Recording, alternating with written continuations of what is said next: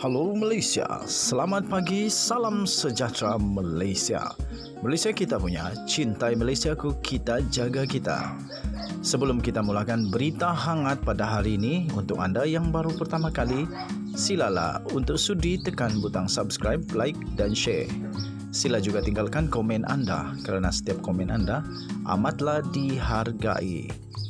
Berita hangat hari ini daripada channel ini, Denyut nadi suara rakyat bergema terus-menerus di dalam channel ini. Setiap hari kita membawakan berita-berita terbaru yang pastinya dinantikan oleh seluruh rakyat Malaysia. Kita akan mulakan berita kita. 1, 2, 3. Berita mula sekarang. Salam sejahtera Malaysia. Berita terkini dipetik daripada bharian.com.my. Bertarikh hari ini bertarikh kemarin 25 September 2022. Berita bertajuk PKR hormati keputusan kes rasuah Zahid Hamidi. Berita penuh. Kangar PKR menghormati keputusan Mahkamah Tinggi yang melepas dan membebaskan bekas Timbalan Perdana Menteri dan Presiden UMNO Datuk Seri Ahmad Zahid Hamidi daripada 40 tuduhan rasuah. Presidennya iaitu Datuk Seri Anwar Ibrahim berkata, dalam masa sama beliau mahu Peguam Negara Tan Sri Idris Harun terus memastikan pelaku rasuah diheret ke mahkamah. Katanya dalam kenyataan itu, pendirian kita konsisten. Kalau proses mahkamah itu dilihat adil, maka keputusan hakim perlu dihormati. Ini tidak bermakna keputusan itu tamat atau muktamad, kerana proses itu mesti diikuti dalam semua kes sebegini, kerana ia ada peringkat rayuan lagi, katanya. Beliau berkata demikian kepada media selepas mempengerusikan mesyuarat Majlis Pimpinan Negeri MPN PKR Negeri Perlis di Pusat Hikmat Ahli Parlimen Kangar Nur Amin Ahmad di Taman Sena Indah di sini semalam. Katanya, walaupun wujud pertikaian teknikal dalam kes berkenaan, namun pihaknya harus mengakui dan menghormati keputusan mahkamah itu. Katanya, kalau setakat ini, walaupun ada orang pertikaikan envelop sampul surat yang didakwa digunakan untuk hantar wang kepada Ahmad Zahid dan sebagainya, kita terpaksa akui dan hormat keputusan mahkamah. Katanya, namun kita mahu Peguam Negara tetap jalankan tugasnya, katanya lagi. Kemarin, selepas menimbangkan semua bukti dan keterangan secara keseluruhan, mahkamah telah mendapati pihak pendakwaan gagal membuktikan kes prima facie terhadap Ahmad Zahid. Ahmad Zahid yang juga ahli Parlimen Bagan Datuk didakwa telah menerima suapan daripada Ultra Kirana Sdn Bhd UKSB untuk dirinya selaku Menteri Dalam Negeri ketika itu berkaitan kontrak syarikat terbabit sebagai pengendali pusat sehenti OSC di China dan visa luar negara VLN. Keputusan di akhir kes pendakwaan itu dibuat oleh Hakim Mahkamah Tinggi Datuk Muhammad Yazid Mustafa selepas mahkamah selesai mendengar keterangan 18 saksi yang mana pendakwaan menutup kesnya pada 11 Ogos lalu. Dalam prosiding perbicaraan yang berlangsung selama 33 hari bermula pada 24 Mei tahun lalu. Sekian berita, salam sejahtera Malaysia. Tahniah diucapkan kepada Zahid Hamidi, Presiden UMNO dan Pengerusi Barisan Nasional yang telah berjaya di dalam kes mahkamah beliau.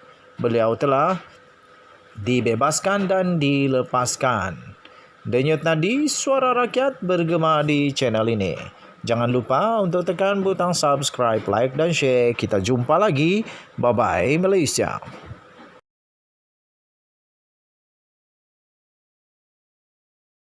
Salam sejahtera Malaysia. Sudah selesai kes si Zahid. Sudah selesai, dia sudah dilepaskan. Tapi persoalan yang penting adalah kenapa hakim membebaskan dia. Okey, jadi tuan-tuan dan puan-puan yang dihormati, rupa-rupanya ini antara sebab kenapa hakim bebaskan Zahid Hamidi. Nombor satu, banyak sebab dia, tapi saya kongsi satu dulu supaya kamu tunggu video yang seterusnya. Nombor satu, hakim kata ada kemungkinan uang suapan dikongsi 3 saksi penting, kata hakim. Wow, jadi kalau begitu saksi ini perlu disiasat ini. Kalau betul ada kemungkinan uang suapan dikongsi 3 saksi penting, ini mesti disiasat. Siapa itu saksi itu? Dan diorang mesti diambil tindakan, sebab diorang lah menjadikan si Zahid dalam masalah. Tapi kita baca dulu ya.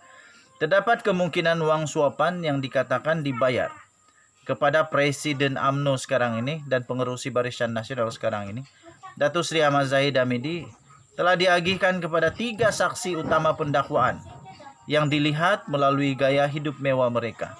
Wah.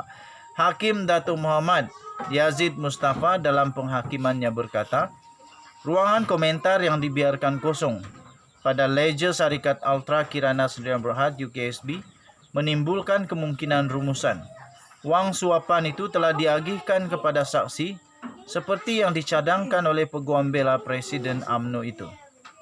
Ketiga saksi utama pendakwaan itu adalah bekas pengarah UKSB Harry Lee Wui Kyun, yaitu saksi pendakwaan ke-15, Wan Koires Shah Wan Abdul Ghani, saksi pendakwaan ke-16, serta bekas pengurus pentadbiran UKSB David Tan Siong Sun, yaitu saksi pendakwaan ke-17.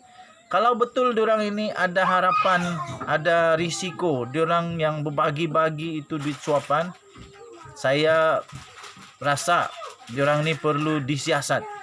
Nanti kalau tidak, nanti terjadi lagi perkara lain. Jadi bagus disiasat, jangan dibiarkan. Hakim juga yang telah membacakan penghakiman itu yang lebih daripada 2 jam itu berkata, setiap daripada saksi itu memiliki 1 unit hartanah di pavilion. Wow, kaya gila ini.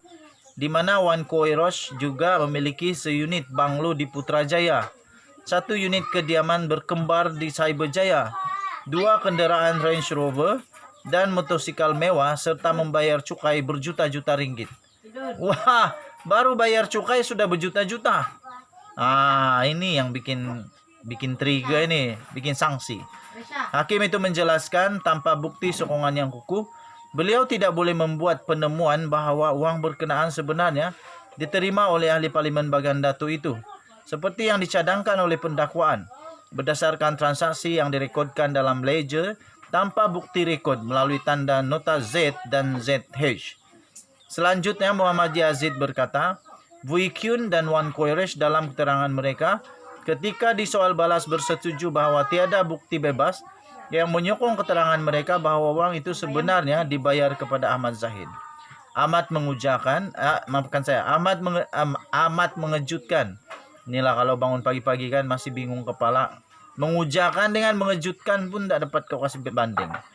Amat mengejutkan bahawa Siong Sun, yaitu individu yang membuat ledger UKSB, mengakui ketika disoal balas bahawa penyerahan kedua wang suapan berjumlah 3 juta ringgit Malaysia yang dimasukkan dalam sebuah bagasi adalah keterangannya yang dipikirkan kemudian. Okey, kamu boleh baca ini di dalam biharian.com.my bertarikh 23 September. Tajuk dia, ada kemungkinan wang suapan dikongsi 3 saksi penting, kata hakim. Denyut nadi suara rakyat bergema di channel ini. Kita jumpa lagi. Bye-bye.